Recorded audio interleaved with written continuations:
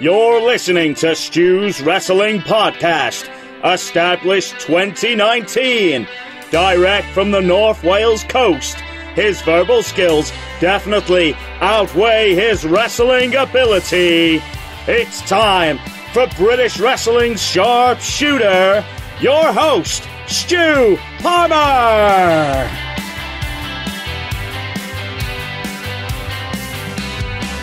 It's episode 32 and it's our first women's wrestler on the show. I think it was about time we had a lady on. And it was none other than the Ultimate Diva Taonga. Taonga talks about the first match that got her hooked with WWE. She also talks about being the only woman training within the wrestling school. She was at Johnnie Brannigan's GPW. That's where she began training. She's also been booked as far as Scotland, as you'll hear.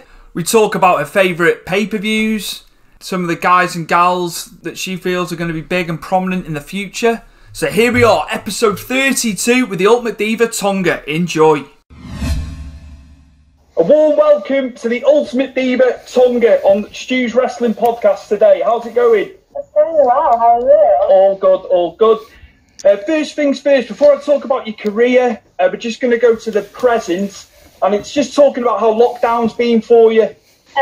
Lockdown's been pretty good for me. I think I'm handling it pretty well, doing a lot of spontaneous courses, relaxing, resting up my body.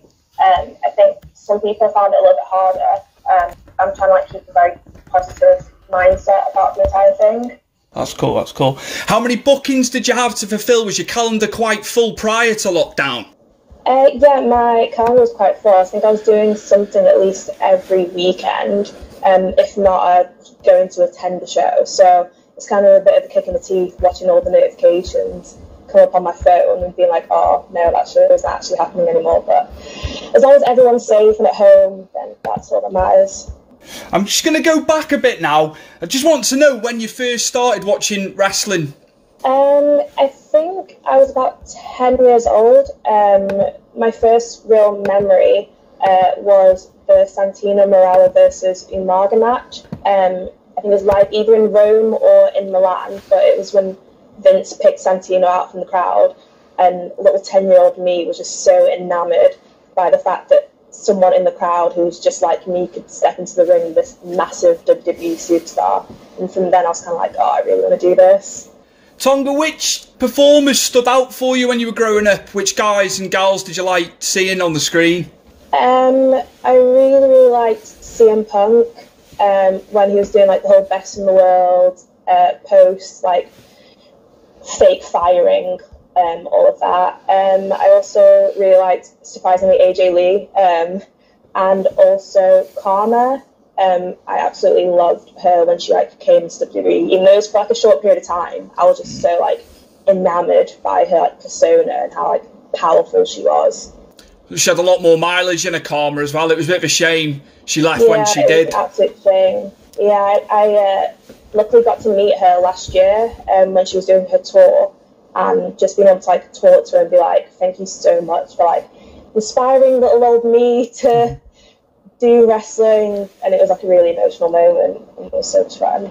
Which match types did you like? And even now, what match types do you like watching? I think it's the Rumble.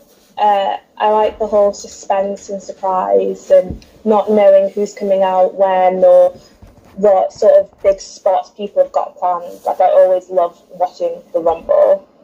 Did any events on the wrestling calendar stand out for you? Do you mean big pay-per-views? Yeah, I ask this question quite a lot. Obviously the answer differs from person to person. I'd say the Rumble, but I think probably Mania. I just love seeing the staging and all the production and all the lights. Kind of seeing the big payoff for all these storylines that can take a year to build. I think everyone does have a soft spot for Mania. Cool, yeah, I do too. I've been over a few times, been over 7 times for WrestleMania. 7 times? Yeah. I'm so jealous. I've never been. I really want to go next year. You've got to at least do one. There's a lad in our group. He did one, just to say he's done one, But yeah, highly recommended, as you can well imagine. Oh, absolutely. I don't know if I'll be able to sit there for that long though, but I'll give it a good go. Yeah, it's gone a bit too long in recent years. Yeah, way too long. Right, just to fast forward a little bit to your start in wrestling. How did your wrestling career begin? When did training first occur?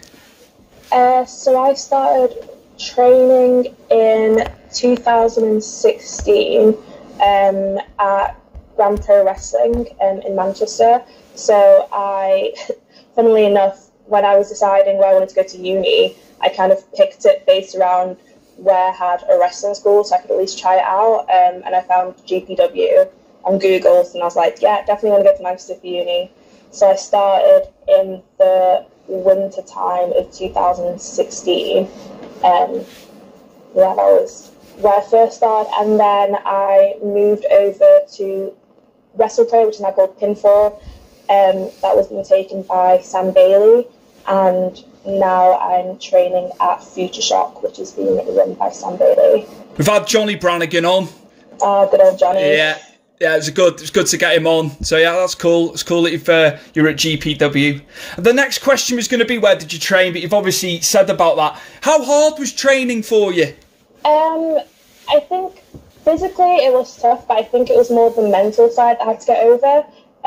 I was the only girl who trained at GPW at the time, and I remember my first session, it was me and this other guy that was there as beginners, and I was in this room in the middle of nowhere with all these like big men, and I was just so intimidated and scared, and I actually almost quit after my first session, but I didn't want to be that girl that turned up for a wrestling training session and couldn't hack it.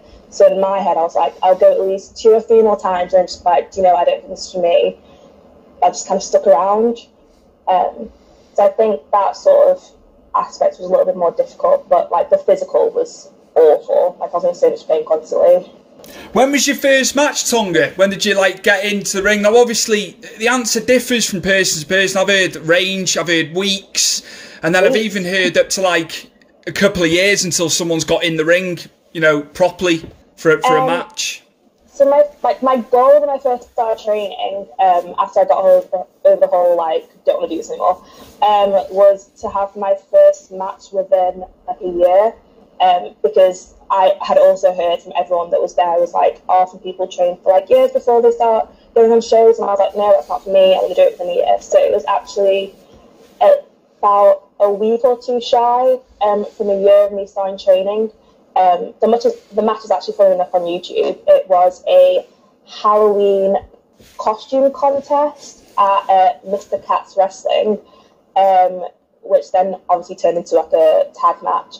But at the time I was like, oh, I'm doing this, I'm in front of the crowd, I'm doing incredible. When I look back at it, I was like, I did 3 moves, barely. So that was my first sort of introduction, and then I had my first proper match a couple of weeks later at the same promotion.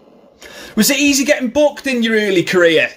No, not really. I think there's quite a lack of opportunity for girls, I would say. Most shows have 1 or if we're lucky 2 matches for the females. So I think trying to establish myself as a wrestler and as a good enough female wrestler for people to actually book for such a limited space was quite difficult. Where has wrestling taken you? Where's the furthest promotion you've been to? Glasgow. I've never actually been to Scotland before, so that was quite a cool experience to go get booked at Fierce Females. I think I mostly wrestle around the northwest, sort of Yorkshire region, so Scotland was definitely a good checklist to tick off. Who were you up against up there? My first match up there was against Rosie Knight, so that was a pre-show match, which was so much fun. She's an absolute gem to work with. And then the last time I was up there, I wrestled against Myla Grace. Not sure if you know her, she's an Irish wrestler, and that was once again a lot of fun. What do you consider your biggest achievement so far, Taonga, in terms of what's been the biggest highlight for you so far? I think I've got 2.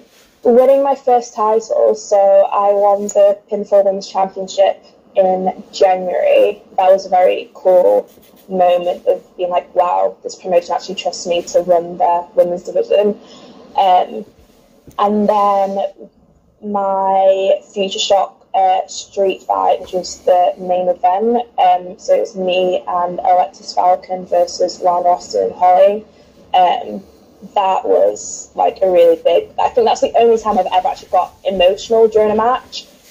Normally I'm just kind of like stone-faced, but like at the end of that match, like hearing the crowd's reaction, I was like, okay, I could actually cry. Like, this is really cool. We can only imagine as fans how it must be when you got the crowd, like the live crowd there. The buzz that you guys get from it. It's cool. It's cool hearing that. Yeah, it's good to like use them to kind of feed off of. So I think when I'm working heel, I love to just like chat to the crowd and just like give them a lot of like sass and all that. But especially when you're working face and you like hear them like behind you, like wanting you to win, especially when like the kids wanting you to win, it's like, oh, this is really cool. GTG, often imitated but never duplicated. Kind of broad at the shoulder, narrow at the hip. No other promotion give us any lip. We the best of the best, the beasts of the east. SOS, simply out of sight. GTG. What he said, good times guaranteed. I saw some water in the middle of the sea. Walked up to it and I realized the truth was not serene. A dream can be a monster that reveals itself to you. Don't look away on the avenues, the streets have many clues. So who are you? I do not know. When your soul becomes a crow, ride the boat so you can row into a place that is low. The shadow goes into plateaus. So here we go, so here we go, so here we go, so here we go.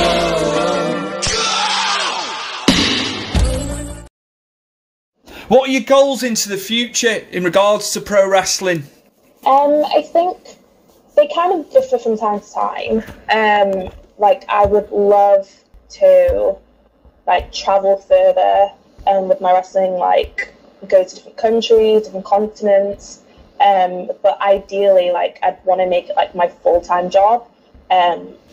So that's the main goal, and to ideally get signed to like a very like big company. And that's my goals. Where have you got like anywhere in mind over another promotion, or does it not matter to you? I think I'd be lying if I didn't say WWE. That's every kid's sort of like goal when they first start watching it, and I think that'd kind of like a very good like full circle moment to be able to like work for them and be signed by them. Who would you like to take on within NXT UK? Oh, then NXT UK. I would like to face. I think I'd actually quite like to face Viper. Did she go by Viper or is she Piper Niven now? I bet she's played Piper Niven, I think. Yeah, I think they made a change of name, but I think that'd be quite a cool dynamic for a match. I think that she'd be able to do like quite a lot of powerhouse stuff, and I think for like, especially for my heel character, I'm quite like a chicken shit heel. I think we're able to have like a good dynamic from that. Have you got any advice for any, like, I'd say specifically girls, women who want to go into training to become a wrestler? What would be your advice and tips for them? I think firstly I'd say find a very good reputable school. I think find somewhere that you know you're going to be, it's a safe environment for you, and you're going to be trained to like the best that you can be would be the start. And I think especially for the girls, finding like a good support system within like the wrestling community is like very good, like people that you can talk to and talk about your feelings and any concerns. I think that's my main advice, and also sticking with it, because it's very intimidating, a very like male dominated industry, but be able to find the confidence within yourself to just push through and to be able to like prove to yourself that you can actually do it. I was quite surprised, just going back to what you said earlier, that you were the only girl in the school training. even back in 2016, just, you know, to see how far women's wrestling's come. But obviously now I'm sure it's full of girls, isn't it, training? Yeah, there's a lot of us training down at Future Shop. It's really good to see, because I think when I first had to start training with girls, this was probably like a year into my training, I found it like very difficult because I'm so used to like working with the guys, but being able to have like other girls there to train, and like you're both kind of on the same level of like strength, you don't have to like worry about competing with the guys. It's a very good sort of environment to be in. Where would you like to have matches where you haven't had matches before? I don't have any promotions specific that I can think of, but I really want to venture down south a little bit more, like London area, because I've got siblings that live down there, and they're always like, oh, we'll definitely come like watch you wrestle in London. So like I want to get out of like the northwest scene and like experience more of promotions and crowds like across the country. What about like worldwide bookings? I also really want to go to Mexico, which is very random, but I think like the luchador style is so like lovely to like watch, and it's like such a beautiful performance that I would absolutely love to go there, and I'd obviously love to go to Japan and experience all of that sort of style and like the culture. So those were my main two places I want to go. Who on the world scene do you feel has all the facets to become a top star that hasn't been showcased yet? That was my next one. Ooh, that's a good question. Like domestically maybe, and then like an answer internationally, just so we get a couple of answers, I think. Domestically, I would, I'm trying to think of the people I've had matches with. Rio is absolutely phenomenal. I think definitely deserves to be on a bigger stage than she is currently. What are your thoughts on WWE still producing content and doing events? What are your thoughts on that? I think it's really good. I think that it gives the audience some sort of escapism to kind of like not think about obviously the current pandemic that's happening, and be able to still enjoy wrestling content. I think AEW is also kind of doing the same sort of thing. I think it's really good. As long as they're doing it in like a safe way that's safe to all like the performers and all the crew, I think it's absolutely brilliant. In my personal opinion, I think AEW are doing it better, having heels and faces either side. You know, for a bit of atmosphere. Yeah. You know, for a bit of atmosphere. Reaction, yeah. As much as that's the one thing that's lacking. As much as I like Asuka, I found it very annoying when they had her on commentary screaming on WWE. Yeah. It was fine the first week. It was when it was like happening, you know, week on week.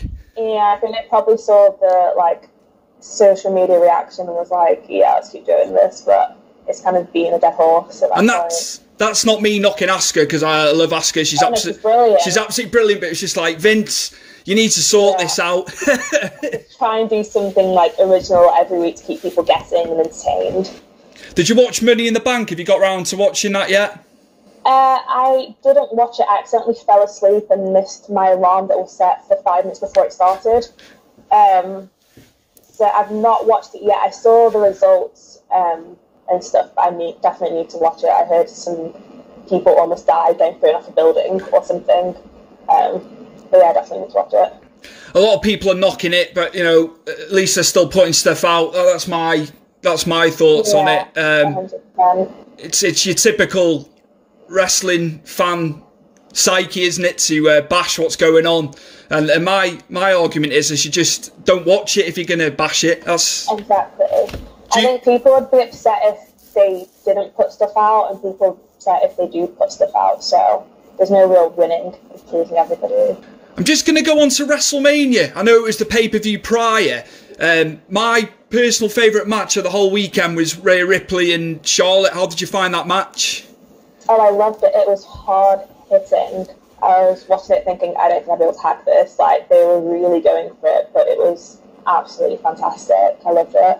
I think, you know, judging by who they had on the card that weekend, and you know, obviously Edge and Randy Orton, I think it was better than Edge and Randy Orton. I think it went on too long, that match. That match went on for like half an hour too long. Like, I like loved Edge growing up. Like, I cried at the time, and I literally remember exactly where I was when I like watched it. But I think they did way too much. I think they could have cut it, and they would have had a lot more impact than just having it be this really long ordeal through backstage. Did anything else stand out for you at Mania this year? I loved the Funhouse. That was my favourite match on like the entire... I don't know if you can even class it as a match, but that was just absolutely incredible. Like, the level of like creativity that Bray Wyatt has, I can only aspire to get like an eighth of it. I just thought it was so much fun and just completely what it needed to kind of give everyone something to laugh at, like during the whole Mania weekend. I think they've done brilliant with that side of stuff, where they've gone a bit different under the circumstances. It was like obviously with the Boneyard match as well. I enjoyed that. That was fantastic. It was just so well shot, wasn't it? And you know, very cinematic. Oh, it's incredible. It was so good. I was wondering what they were going to do, and I know I sound like what everyone else is saying, but it made Taker look better as well.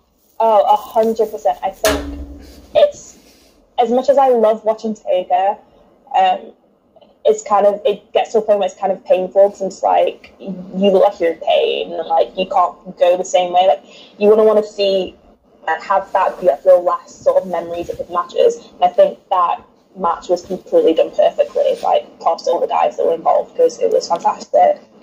Just to go back to some, obviously, you've said about talents that you like, and obviously who are going to obviously make it. Is there any other talent within WWE that you think hasn't had the chance that they deserve?